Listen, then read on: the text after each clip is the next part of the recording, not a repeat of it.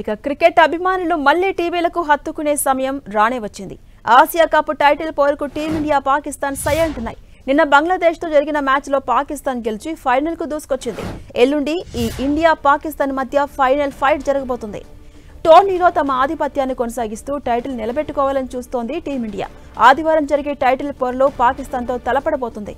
అంతకుముందు సూర్యసేన చివరి సూపర్ 4 మ్యాచ్లో శ్రీలంకతో ఆడబోతుంది. ఫైనల్కు ముందు ఈ మ్యాచ్ను భారత్కు సన్నాహంగా ఉపయోగపడబోతోంది. అభిషేక్ శర్మ భీకర ఫామ్లో ఉండడం టీమిండియాకు ప్రధాన బలం. గిల్ కూడా టచ్లోనే ఉన్నాడు. పాండ్యా కూడా గత మ్యాచ్లో విన్నింగ్ ఇన్నింగ్స్ ఆడాడు. ఇక సూర్య, తిలక్, దూబే, శాంసన్ ఫైనల్కు ముందు ఆత్మవిశ్వాసాన్ని కూడగట్టుకోవాల్సిన అవసరం ఉంది. బౌలింగ్ పరంగా టీమిండియాకు టెన్షన్ లేదు. కుల్దీప్ స్పిన్ మంత్రంతో ప్రత్యర్థులను బెంబేలెత్తిస్తుండగా వరుణ్ చక్రవర్తి, బుమ్రాలతో బౌలింగ్ యూనిట్ జట్టు విజయాల్లో కీలక పాత్ర పోషిస్తుంది.